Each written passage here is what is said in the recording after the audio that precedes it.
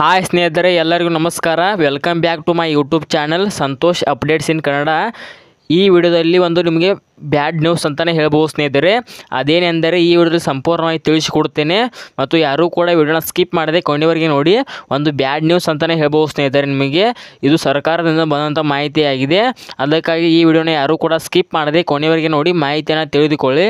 ಅದಕ್ಕಿಂತ ಮುಂಚೆ ಯಾರಾದರೂ ಮೊದಲನೇ ಬಾರಿ ನನ್ನ ಯೂಟ್ಯೂಬ್ ಚಾನಲ್ ನೋಡ್ತಿದ್ದರೆ, ಯಾರೆಲ್ಲ ಚಾನಲ್ನ ಸಬ್ಸ್ಕ್ರೈಬ್ ಮಾಡದೆ ನೋಡ್ತಿದ್ದೀರಾ ನೋಡಿ, ಪ್ಲೀಸ್ ಚಾನಲ್ನ ಸಬ್ಸ್ಕ್ರೈಬ್ ಮಾಡ್ಕೊಳ್ಳಿ. ಹಾಗೆ ಪಕ್ಕದಲ್ಲಿ ಕಾಣುತ್ತಿರೋ ಬೆಲ್ ಐಕಾನ್ ಮೇಲೆ ಕ್ಲಿಕ್ ಮಾಡಿ.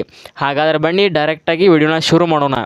ಇಲ್ಲಿ ನೋಡಿ ಸ್ನೇಹಿತರೆ, ಈಗ ನಿಮಗೆ ಗೃಹಲಕ್ಷ್ಮಿ ಯೋಜನೆ 11 ಮತ್ತು 12ನೇ ಕಂತಿನ ಹಣ ಜಮಾ ಆಗಬೇಕಾಗಿತ್ತು.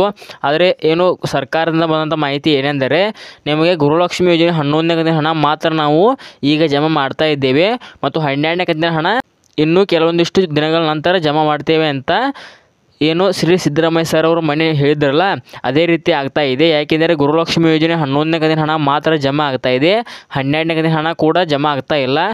ಕೆಲವೊಂದಿಷ್ಟು ಜನರಿಗೆ 4,000 ಕ್ರೆಡಿಟ್ ಆಗ್ತಾ ಇದೆ ನೋಡಿ.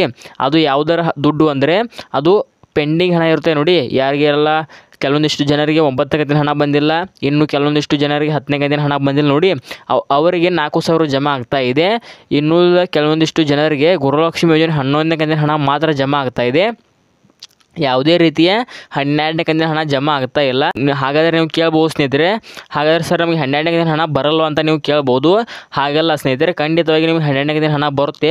ಆದರೂ ಕೂಡ ಈಗ ಮೊದಲನೇದಾಗಿ ಜೂನ್ ತಿಂಗಳು ಹಣ ಮಾಡ್ತಾ ಇದ್ದಾರಂತೆ. ಆದ ಕಾರಣ ಇನ್ನು ಇದು ಕಂಪ್ಲೀಟಾಗಿ 11ನೇ ಕಂತಿನ ಹಣ ಜಮಾ ಆಗಿದ ತಕ್ಷಣವೇ 12ನೇ ಕಂತಿನ ಹಣ ಜಮಾ ಮಾಡ್ತಾರಂತೆ.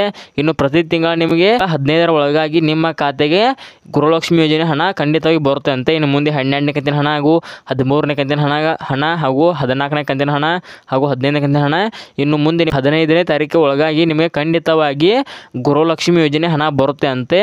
ಇದು ನಾ ಹೇಳ್ತಿರೋ ಮಾತಲ್ಲ, ಮಹಿಳಾ ಮತ್ತು ಮಕ್ಕಳ ಕಲ್ಯಾಣ ಇಲಾಖೆ ಸಚಿವೆ ಲಕ್ಷ್ಮೀ ಹೆಬ್ಬಾಳ್ಕರ್ ಮೇಡಮ್ ಅವರು ತಿಳಿಸ್ತಾ ಇರೋ ಮಾತು. ಅದಕ್ಕಾಗಿ ಈ ವಿಡಿಯೋ ಮಾಡುವ ಕಾರಣ ಏನೆಂದರೆ, ಅದೇ ಸ್ನೇಹಿತರೆ, ನಿಮಗೆ ಗೃಹಲಕ್ಷ್ಮಿ ಯೋಜನೆ 11ನೇ ಕಂತಿನ ಹಣ ಮಾತ್ರ ಜಮಾ ಆಗ್ತಾ ಇದೆ, 12ನೇ ಕಂತಿನ ಹಣ ಇನ್ನೂ ಸ್ವಲ್ಪ ದಿನಗಳ ಕಾಲ ಬಿಟ್ಟು ಜಮಾ ಆಗ್ತಾ ಇದೆ. ಈಗಾಗಲೇ ಯಾರಿಗೆಲ್ಲ ಗೃಹಲಕ್ಷ್ಮಿ ಯೋಜನೆ 11ನೇ ಕಂತಿನ ಹಣ ಬಂದಿದೆ ನೋಡಿ, ನನಗೆ ಈ ವಿಡಿಯೋಗೆ ಲೈಕ್ ಮಾಡಿಬಿಟ್ಟು ಕಮೆಂಟ್ ಮುಖಾಂತರ ತಿಳಿಸಿ ಸ್ನೇಹಿತರೆ. ಏಕೆಂದರೆ ಯಾವ ಜಿಲ್ಲೆಗಳಿಗೆ ಜಮಾ ಆಗ್ತಾ ಇದೆ ಅಂತ ನಮಗೂ ಸ್ವಲ್ಪ ಗೊತ್ತಾಗುತ್ತೆ.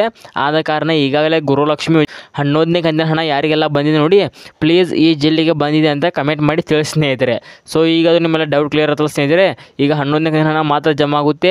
12ನೇ ಕಂತಿನ ಹಣಕ್ಕಾಗಿ ಯಾರು ಕಾಯ್ತಿದ್ರು ನೋಡಿ, ಅವರಿಗೆ ಒಂದು ಬ್ಯಾಡ್ ನ್ಯೂಸ್ ಅಂತಲೇ ಹೇಳ್ಬೋದು. ಮತ್ತು ಈಗಾಗಲೇ ಯಾರಿಗೆಲ್ಲ 4,000 ಜಮಾ ಆಗ್ತಾ ಇದೆ ನೋಡಿ, ನಿಮಗೆ ಪೆಂಡಿಂಗ್ ಹಣ ಯಾವುದೋ ಬಾಕಿ ಇದ್ದರೆ ಅದರದ್ದು ಹಣ ಜಮಾ ಆಗ್ತಾ ಇದೆ. ಆದ ಕಾರಣ ಯಾರೂ ಕೂಡ ಟೆನ್ಷನ್ ಮಾಡ್ಕೊಳ್ಬೇಡಿ. 12ನೇ ಕಂತಿನ ಹಣ ಇದುವರೆಗೆ DBTಗೆ ಅವರು ಇನ್ನೂ ಪುಷ್ ಮಾಡಿಲ್ಲವಂತೆ.